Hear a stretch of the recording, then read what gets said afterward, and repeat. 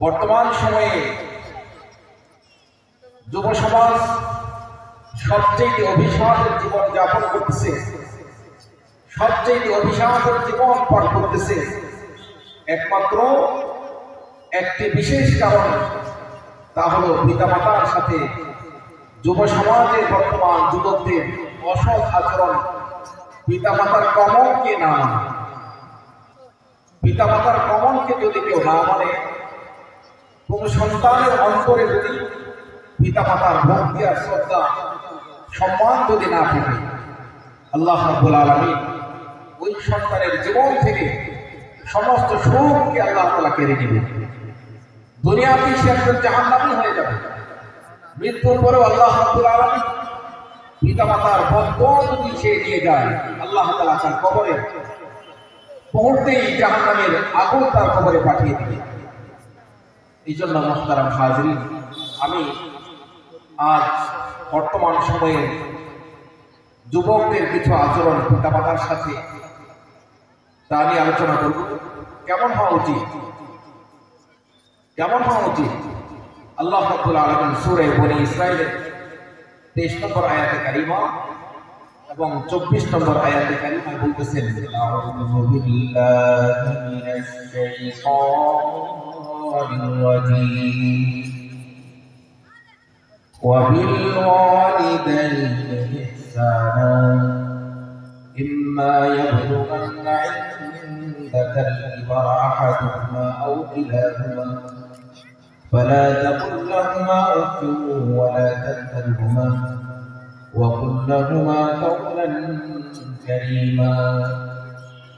আল্লাহ রাব্বুল আলামিন সূরা নিসা, আল্লাহ রাব্বুল আলামিন সূরা বনী ইসরাঈলের 23 নম্বর 24 নম্বর আয়াতে বলেন, দুনিয়ার সকল মানুষকে আল্লাহ তাআলা উপদেশ দিয়ে বলতেছেন, দুনিয়ার সকল মানুষ মনোযোগ দিয়ে শুনে রাখো, আমি আল্লাহ রাব্বুল আলামিন দুনিয়াতে যাদেরকে পিতামাতার মতো নিয়ামত দান করেছি, আমি আল্লাহ রাব্বুল আলামিন দুনিয়াতে যাদেরকে পিতামাতার মতো সম্মানজনক সম্পদ দান করেছি, ও যুবক ভাইয়েরা, যুবক বোনেরা আমার, যাদের পিতামাতা বেঁচে আছে দুনিয়ার হায়াতের মধ্যে আল্লাহ রাব্বুল আলামিন এর থেকে বড় কোনো নিয়ামত দুনিয়াতে দান করেন নাই।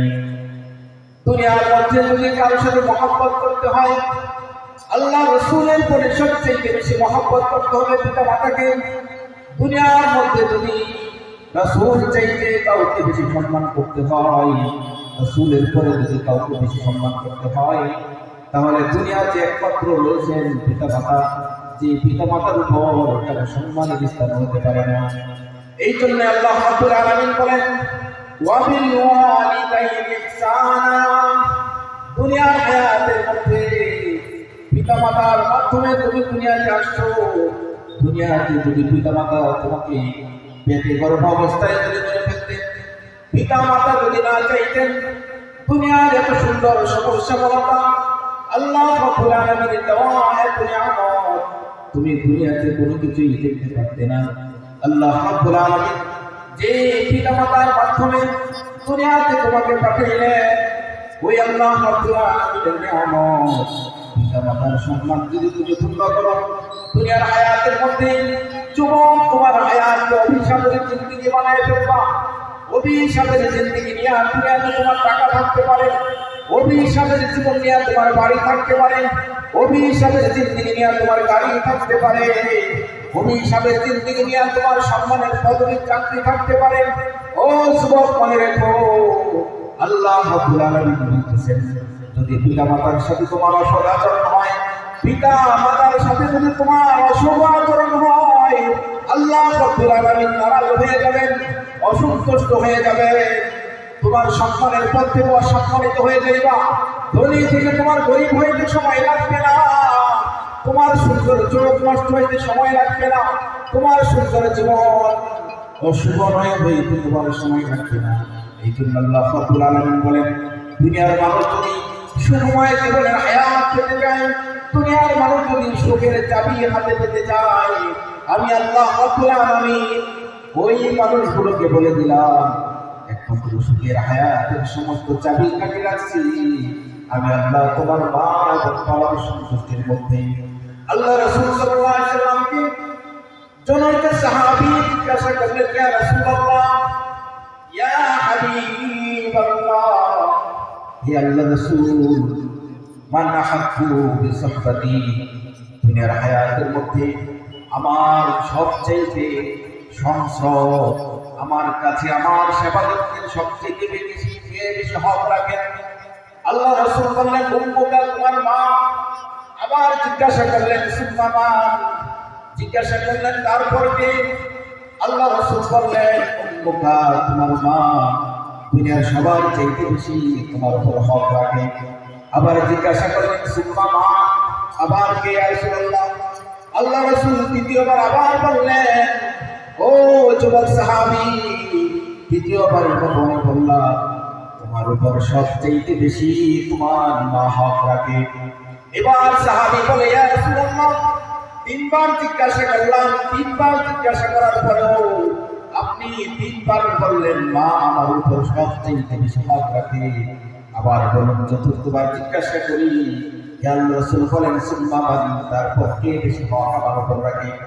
আল্লাহ রাসূল বললেন, আবুকা, তোমার পিতা। চতুর্থবার বললেন, তোমার পিতা তোমার উপর সবচেয়ে বেশি হক রাখে। হে ভাই সকল, আল্লাহ রাসূল সাল্লাল্লাহু আলাইহি ওয়াসাল্লাম দুনিয়ার মানুষের মধ্যে সকলকে বুঝাইয়া দিলেন, তোমার সম্পদ, তোমার গাড়ি, তোমার বাড়ি, তোমার জীবনের সব কিছুর মধ্যে তোমার পিতামাতার হক সবার চেয়ে উপরে রয়েছে। আর যদি তোমার স্ত্রী সন্তানের থাকে, তাহলে তোমার দায়িত্বশীল হিসেবে, তোমার গার্জিয়ান হিসেবে দায়িত্ব আদায় করতে হবে। কিন্তু পিতামাতার হক দুনিয়ার সবার উপরে তোমার হক অধিকার দেওয়া লাগবে, প্রাধান্য দিতে হবে। এই জন্য জনৈক সাহাবী বললেন, ইয়া রাসূলুল্লাহ সাল্লাল্লাহু আলাইহি ওয়াসাল্লাম, পিতামাতার সন্তুষ্টি অর্জন না করতে পারি, তাহলে আমার অবস্থা কি হবে? আল্লাহ রাসূল সাল্লাল্লাহু আলাইহি ওয়াসাল্লাম বললেন, রিদার রাব্বি ফি রিদাল ওয়ালিদাইন ওয়া সাখাতুর রাব্বি ফি সাখাতিল ওয়ালিদাইন। পিতামাতার সন্তুষ্টি হচ্ছে আল্লাহ পাকের সন্তুষ্টি, আর পিতামাতার অসন্তুষ্টি হচ্ছে আল্লাহ পাকের অসন্তুষ্টি। পিতামাতা যদি কোনো সন্তানের উপর নারাজ হয়ে যায়, আল্লাহ পাক নারাজ হয়ে যাবেন। পিতামাতা যদি কোনো সন্তানের উপর সন্তুষ্ট হয়ে যায়, আল্লাহ রব্বুল আলামিন ওই সন্তানের উপর সন্তুষ্ট হয়ে যাবে। এই জন্য দুনিয়ার হায়াতের মধ্যে যদি কেউ সুখময় সম্মানের হায়াত পেতে চায়, সুন্দর একটা জীবন যদি পেতে চায়, আল্লাহ রব্বুল আলামিনের রাসূল, আল্লাহর পাকের রাসূল বলে দিচ্ছেন, সে যেন অবশ্যই তার পিতামাতার কখনো অবাধ্যতা না করে। পিতামাতার অবাধ্যতা যদি করে কেউ, আল্লাহ রাসূল অন্য হাদিসের মধ্যেও বলেন, এই হাদিসের মধ্যেও বলছেন, পিতামাতার অবাধ্যতা করে তুমি দুনিয়ার হায়াতের মধ্যে কোনো সুখময় জীবন যাপন করতে পারবে না।